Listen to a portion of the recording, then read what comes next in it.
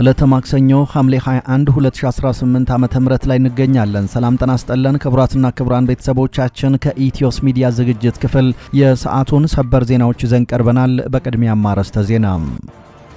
በአማራ ምድር ባገዛዙ ጦርና በፋኖ ኃይሎች መካከል የሚደረገው የፊት ለፊትና የጨበጣ ውጊያ ዛሬም ተጠናክሮ ቀጥሏል። ያገዛዙ ጦር አባላትም ምሽጋቸውን እየለቀቁና እየተናዱ ወደ ፋኖ መቀላቀላቸው ተሰምቷል። ከሸዋ ጠቅላይ ግዛት የደረሰን መረጃ እንዳመለከተውም በቀጠናው የተሰማሩ ያገዛዙ የኮማንዶ ዩኒት አባላት በገፍ እየተናዱ ፋኖን መቀላቀላቸው ተሰምቷል። በሌላ በኩል ከሰሞኑ ፋኖ ህወሓትን አዝሎ አዲስ አበባ ሊገባ ነው፣ ወልቃይት ጠገዴን አሳልፎ ሊሰጥ ነው የሚሉ ከፍተኛ ቅስቀሳዎች በገዢው ፓርቲ ካድሬዎችና በአንዳንድ ያገዛዙ ተቃዋሚዎች ዘንድ በስፋት እየተነሳ ይገኛል። ይህንን ተከትሎ ምላሽ የሰጠው ታዋቂው ጋዜጠኛ ፋሲል የኔዓለም ፋኖ በዚህ ሰዓት የማንም ድርጅት መንገድ ጠራጊ ሳይሆን መንገደኛው ራሱ ነው ብሏል። እየተነሱ ያሉ የውሸት ክሶችንና ያገዛዙን ፕሮፓጋንዳ መና ያስቀረ መረጃም ይፋ አድርጓል። እናሰማችኋለን።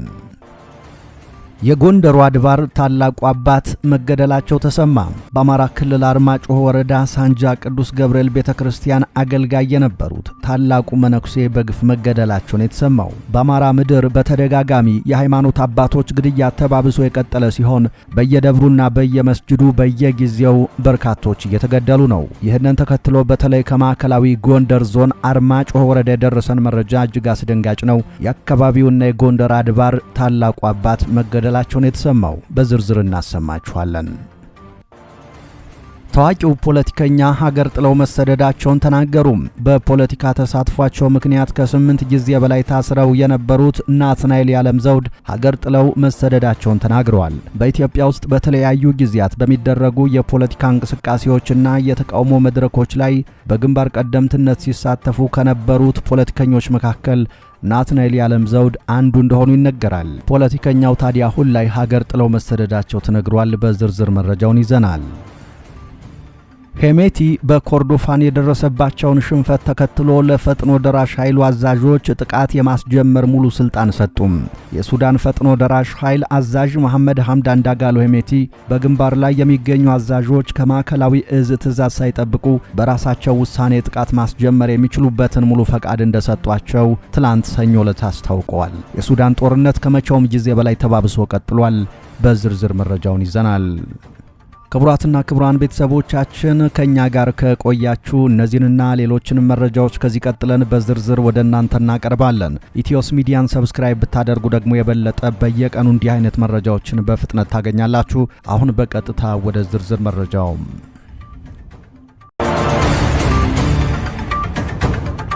በአማራ ምድር ባገዛዙ ጦርና በፋኖ ኃይሎች መካከል የሚደረገው የፊት ለፊትና የጨበጣ ውጊያ ዛሬም ተጠናክሮ ቀጥሏል። ያገዛዙ ጦር አባላት ደግሞ ምሽጋቸውን እየለቀቁ በገፍ እየተናዱ ወደ ፋኖ እየተቀላቀሉ ነው። ከሸዋ ጠቅላይ ግዛት የደረሰን መረጃ እንዳመለከተው በቀጠናው የተሰማራው ያገዛዙ ኮማንዶ ክፍለ ጦር እየተበተነ ሲሆን በርካታው ወደ ፋኖ እየተቀላቀለ ነው።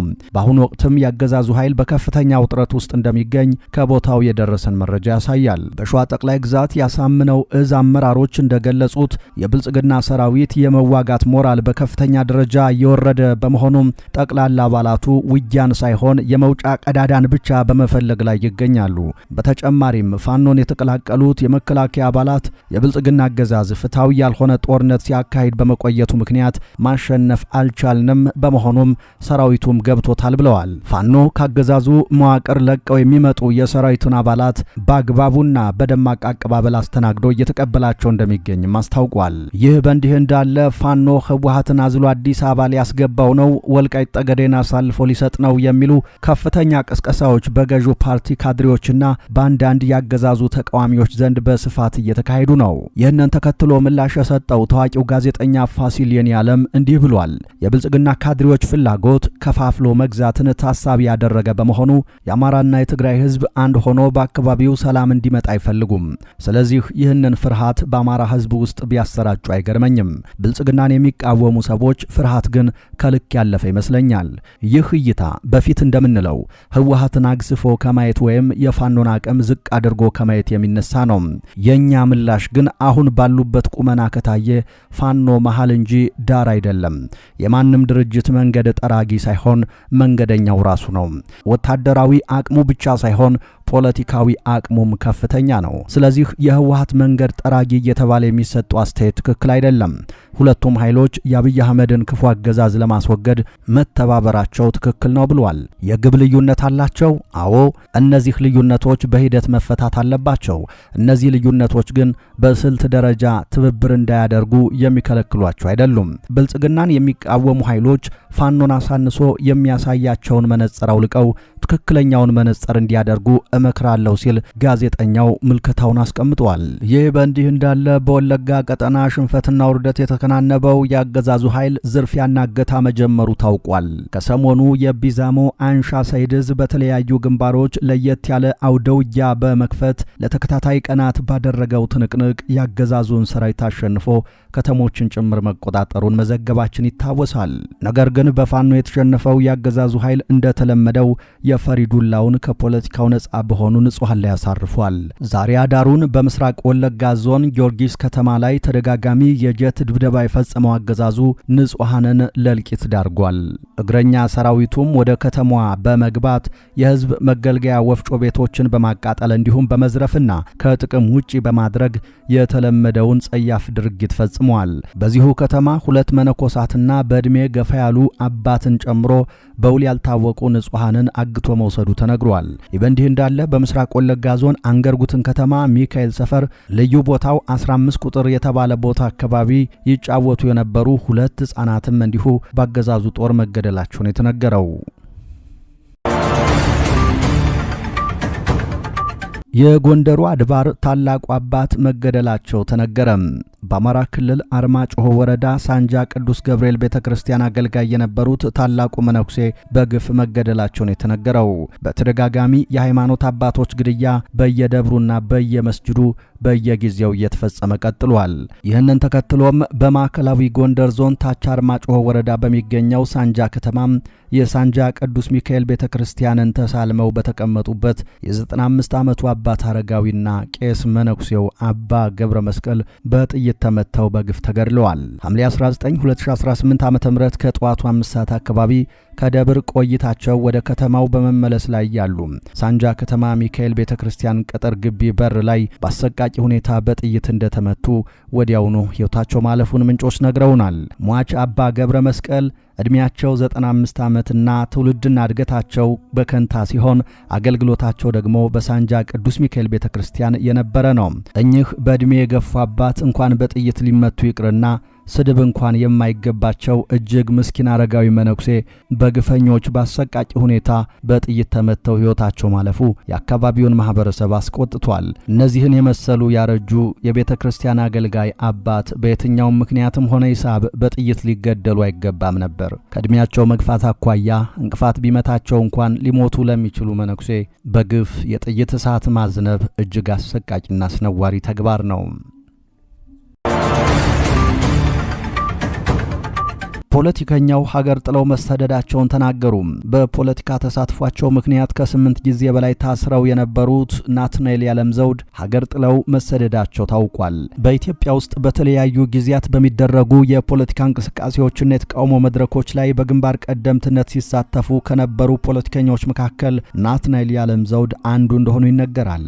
እኚህ ፖለቲከኛ በተለይ በሰማያዊ ፓርቲ እንዲሁም በኋላ ደግሞ በባልደራስ ለእውነተኛ ዲሞክራሲ ፓርቲ ውስጥ በነበሩት የድርጅት መዋቅሮች ውስጥ በአመራርነት ደረጃ በመመደብ ንቁ ተሳትፎ ሲያደርጉ እንደነበር ይታወቃል። ሆኖም ግን የፖለቲካ ተሳትፎው ከጸጥታ አካላትና ከባለስልጣናት ጋር አለመግባባት ውስጥ እንዲገባ አድርጎት እንደነበርም ይገለጻል። በዚህም ምክንያት በየጊዜው ይደርስባቸው ከነበረው ጫና ሳቢያ ከ8 ጊዜ በላይ መታሰራቸውንና ለተለያዩ አካላዊ እንዲሁም ስነ ልቦናዊ እንግልቶች መዳረጋቸውን ያሰባሰብናቸው መረጃዎች ያሳያሉ። ከዚህ በተጨማሪ ናትናኤል ያለምዘውድ በተለያዩ ጊዜያት በተደረጉባቸው ስርዓቶች ወቅት በዋሽ አርባ ጀርባ በሚገኘው የማሰቃያ ስፍራ ጭምር ለረጅም ወራት ታስረው እንደቆዩና እዚያም በነበሩበት ጊዜ ከባድ ድብደባና እንግልት ይፈጸምባቸው እንደነበር ተገልጿል። ከቅርብ ጊዜ ወዲህ ደግሞ በኢትዮጵያ ውስጥ ያለው የደህንነት ሁኔታ እየከፋ በመምጣቱ ምክንያት በጸጥታ ኃይሎች ከፍተኛ ክትትል ሲደረግባቸው እንደነበርና የመግደል ሙከራም ጭምር እንደተደረገባቸው ሚዲያችን መረጃው ደርሶታል። በተለይ ታርጋ የሌላቸው የተለያዩ መኪኖችን የሚጠቀሙ ያገዛዙ አባላት በመኖሪያ ቤታቸው አካባቢ ደጋግመው በመመላለስ ከባድ ዛቻዎችን ይፈጽሙባቸው እንደነበርና ይህም ለሕይወታቸው አደጋ መደቀኑ ተገልጿል። በሀገሪቱ ውስጥ የሕግ የበላይነትና የዜጎች ደህንነት ዋስትና ማጣት እጅግ አሳሳቢ ደረጃ ላይ በመድረሱ ምክንያት በነጻነት የመንቀሳቀስና የመኖር መብቴ በመገፈፉ ከሀገር ተሰድጃለሁ በማለትም ተናግረዋል። በሀገር ውስጥ ሕግን መሰረት ያደረገ አሰራርና የአሰራር ስርዓት እንጥፍጣፊው እንኳን በሌለበት በዚህ ሁኔታ ውስጥ መቆየት ሕይወታቸውን አደጋ ላይ እንደሚጥለው በመገንዘብ የጸጥታ አካላቱ ከባድ እርምጃ ሳይወስዱባቸው አስቀድመው ሀገራቸውን ጥለው ለመውጣት መወሰናቸውን ጨምረው ተናግረዋል። እኚህ ፖለቲከኛ ላይ የደረሰው እንግልትና ስደት በኢትዮጵያ ውስጥ በተቃዋሚ የፖለቲካ ፓርቲ አባላትና ግለሰቦች ላይ የሚደርሰውን የመብት ገፈፋና የደህንነት ስጋት አመላካች እንደሆነ ይነገራል። በርካታ ወጣቶችና የፖለቲካ ተሳታፊዎች በራሳቸው ሀገር በነጻነት ሀሳባቸውን የመግለጽና የመደራጀት መብታቸው በመነጠቁ ምክንያት ተመሳሳይ የኃይል እርምጃዎችና እስራቶች ሰለባ ሲሆኑም ይስተዋላል።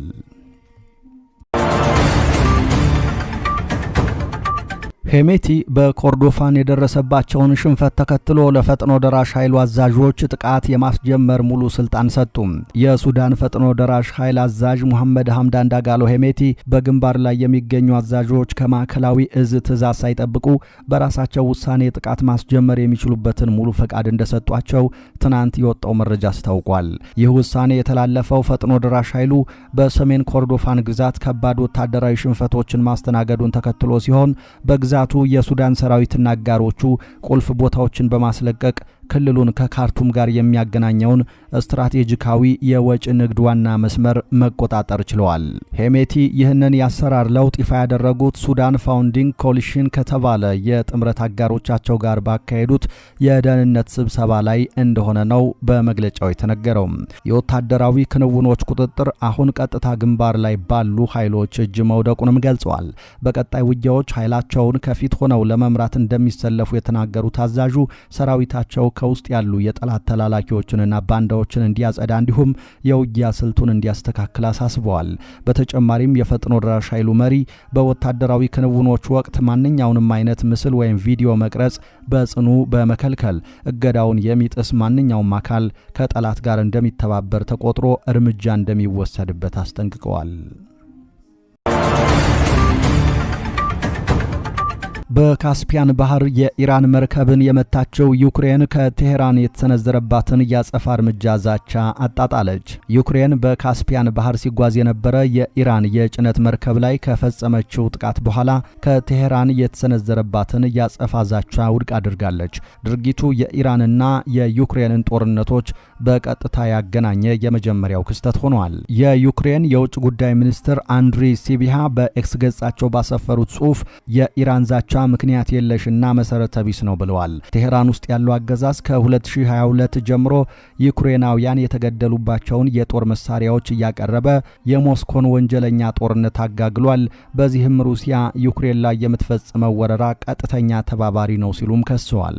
የዩክሬን ፕሬዝዳንት ቮሎዲሚር ዜሌንስኪ የሀገሪቱ ጦር ኃይሎች በካስፒያን ባህር ላይ በፈጸሙት የረጅም ርቀት ጥቃቶች እጅግ ጥሩ ውጤት ማስመዝገባቸውን ያስታወቁት ቅዳሜ ዕለት ነበር። በእነዚህ ጥቃቶች ከኢራን ጋር ግንኙነት ያላቸውን ወታደራዊ ጭነቶች ለማጓጓዝ ሲውሉ የነበሩ መርከቦች መመታታቸውንም ገልጸዋል። የዩክሬን ደህንነት አገልግሎት በበኩሉ በሰሜናዊ ካስፒያን ባህር የሚገኝ የነዳጅ መሰረተ ልማት በድሮን መመታቱን አስታውቋል። የሩሲያ ሚሳኤል የታጠቀ ጀልባ እንዲሁም ዓለም አቀፍ ማዕቀብ የተጣለባቸው የጭነት መርከቦች ኢላማ መደረጋቸውንም ገልጿል። በሩሲያ የኢራን አምባሳደር ካዜም ጃላሊ አና የተባለው መርከብ ጥቃት የተፈጸመበት ከቮልጋ ወንዝ 5 ኪሎ ሜትር ርቀት ቆሞ በነበረበት ወቅት መሆኑን የኢራን መንግስት የዜና ወኪል ተናግረዋል።